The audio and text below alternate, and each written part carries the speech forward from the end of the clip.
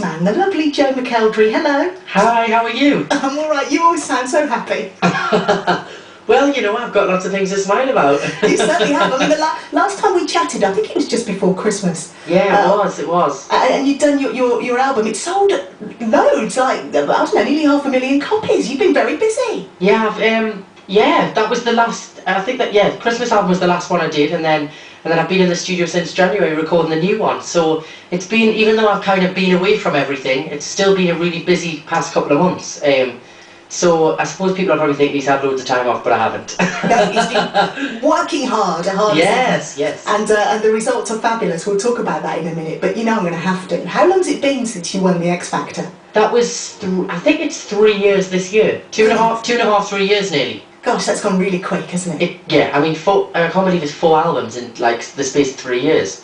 4 albums down the line, it's pretty crazy. Yeah, I'll say. I have to say, did you watch any of the first episode on Saturday? I've seen a tiny bit. I was getting ready to go out, so I watched the first like 20 minutes, and the only one good person I've seen was the girl who wrote her own song. She was great. Oh, she was brilliant, wasn't she? Yeah, she was really good. But then there are those people, you know, and I'm not asking for your opinion on this because I don't want to, you know, put you on the spot or anything. But I don't know. I just think some of the people who get through are not very good at all, and they've gone through a couple of rounds to get there, and so when they arrive on the stage they're a bit deluded, only to be shot down in flames. Just put me right, how many auditions do you go through until you actually get on the telly? It's three auditions. Yeah.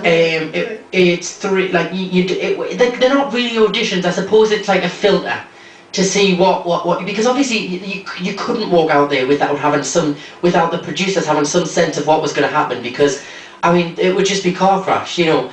So you go and do the first audition in front of like a producer, and the second one's like a research chat to see where your background is, so that they can obviously, when they're interviewing you, they know what they need to ask you to talk about. And then obviously the third one's the judges. Well, what's funny about that, you say, you know, it would be a car crash, and for some people it really is. So I think the producers must be asleep, or it makes good telly for them. I think it's probably the latter. Yeah. Anyway, your experience, a very positive one. How has your life changed since X Factor? I mean, you know, I suppose it's changed professionally, but I've tried to keep it as normal as possible, you know, privately, you know, and I try and surround myself with a lot of people that just kind of treat me for who I am and nothing else. So professionally, I mean, you know, it's incredible. I mean, I still can't believe that I get to do all of this and call it a job. It's amazing. Fabulous. Are you still living in the northeast? I bought a place here last year, and I try and stay up in the northeast as much as possible. Although sometimes it's not always, you know, I'm always travelling around. Like this week I'm travelling everywhere, and next week I am as well. And then I'll be in London, and I'm all over the place. But I do enjoy that. So it's nice to have a mixture of living in different places. I think you're a lovely role model for young people, actually, because there's something about you that always came across as really friendly, really warm, and you just haven't changed from way back when you won. To right now. Your feet are still on the ground, which is smashing. And because you had other successes, you went on to win pop star to opera star, didn't you? Yeah. That was about this time last year, I think, end of July, August time.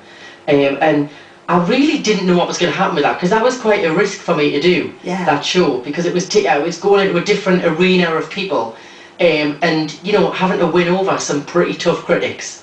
In the classical world. So even when I did the classic album as well, I was thinking, oh my god, what am I letting myself in for? But people loved it, and I loved it. You know, I sang a lot of the material on my tour last year. I still do it in my shows now. But I think this album's kind of more back to what I'm known for. But I think because of those experiences, it shows a lot of growth. Yeah, totally.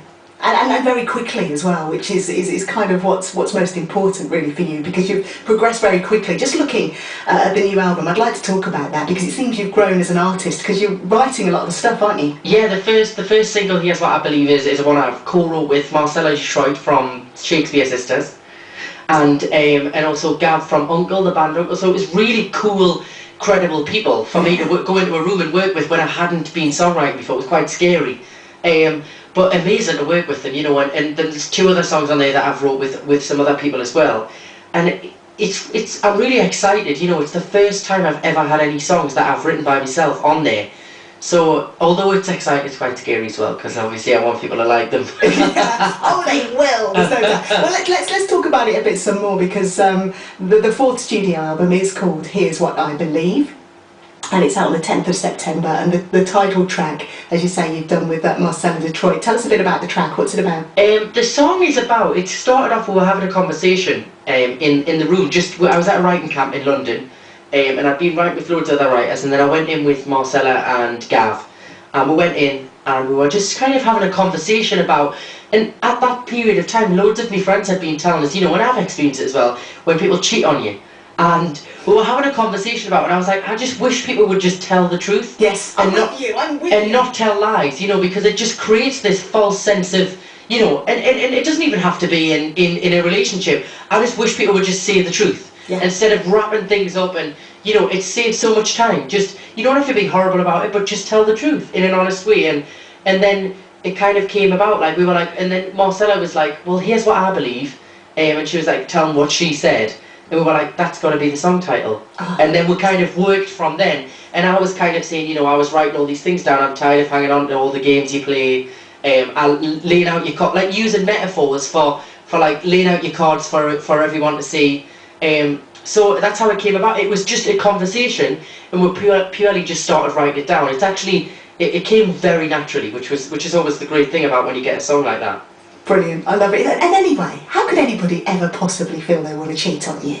Well, oh, you're too lovely. But I'm with you. I can't be doing with infidelity. If you've had enough, just say it, you know? Yeah, exactly. You know, it might hurt the person at first, but it hurts more, I think, to know you've been cheated on. Oh, definitely. Yeah, I've been there. It's not nice, is it? Not nice at all. Well, okay. This song's dedicated to all them cheaters out there. Well, we'll play it now. It's called Here's What I Believe. We'll chat some more after. This is Jo McElderry. Jo McElderry is back with a new album called Here's What I Believe. It's out on the 10th of September, that's the title track. I bet your family are dead proud, aren't they? Yeah, I mean, it's great, you know, it's great for as well, like, it's great that I can kind of bring them along to work at some bits as well, you know, like my friends, and they get to kind of come and see me shows and come on the road sometimes and see what I do, because it's nice to have people around you that know you, you know, yeah. and just know you for you as well, you know, and keep you grounded. They tell us when I'm being naughty. Well, that's the secret of success, I think, because unfortunately for so many they surround themselves with the wrong people and end up taking a bit of a dive. So I'm pleased that, you know, you're just kind of keeping it real. On the album you've duetted with Beth Nielsen Chapman. Yes. And she described you as, and I quote, a fantastic talent. There's no greater joy for a songwriter than to hear a powerful voice breathe life into your song. What a compliment. Oh, wow. I haven't even heard that say that. That's what she said about you. She is an incredible songwriter and musician, everything. And she submitted How We Love a track, which is going to be on the album, and she actually features on it as well. And the song is the most beautiful song I've ever heard. The lyrics are just so, like, the story around the song is so simple but incredible. And we actually enjoyed working with each other so much that without even meeting each other, we were doing this all across on Skype chats and things like that. She submitted another song, and the album was full, but we made room for it and put the next song on, because she's just great. She's incredible. Good stuff. There's all that kind of original material. You've done lots of writing on the album as well, but there are also some classics on there. I noticed things that have been made famous by the likes of Leo Sayer, Rod Stewart, Whitney Houston, and Love of My Life, Queen and Freddie Mercury song. Yeah. Well, I wanted to, you know, I enjoy doing covers. I enjoy doing my own interpretations of songs, but I've kind of done a lot of covers on the last two albums that I wanted a lot more original material. But the covers that I did do, I wanted to be clever with them and pick songs that people probably wouldn't expect me to sing. So, you know, I don't think you'd probably expect me to sing Something's Got a Hold of My Heart or When I Need You. So we kind of took them and made them different. You know, we've totally stripped back Something's Got a Hold of My Heart, and it's a totally different version. So they're very different to the originals, but still in keeping with the classic, you know, with that classic sound that they have as well. What's very telling actually about the range of songs that you have chosen to cover, because it's kind of a nice balance between covers and original material. But what's interesting is you look at Leo Sayer, Rod Stewart, Whitney Houston, Freddie Mercury. Such is the range of your voice, really. Because some people, you know, if you ever listen to George Michael, for example, you know he can do Stevie Wonder or Elton John. That's kind of his range, isn't it? But yours is pretty much out there, isn't it? Yeah, I mean, well, it's a lot easier as well when you have like producers and live musicians playing, because you can obviously fit everything to what you want to make it sound like. But yeah, I mean, it's it's great that I've been able to cover them and put them on, because I genuinely pick cover songs that I enjoy singing. I don't pick them for the sake of it. I think it's really important to pick ones that have some kind of connection with you and that you enjoy singing. Good. Well, it all comes across, and I'll tell you something, I wish you all the very best of luck, because you're a good guy, Joe McElderry. Thank you. Thank you very much. For sure. The album is called Here's What I Believe. It's out on the 10th of September. When can we see you live? Are you doing any tours? You can. I'm doing 2 album launch shows, one in London on the 20th of September and one in Newcastle on the 18th of September.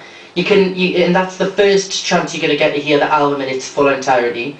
And then I think the tour is going to be early next year, January, February time. But if you want tickets to the album launch shows, you can get them on my website, joemckelderryofficial.com. Fab. And if you like the song, it's available to download on iTunes now. So it's out there.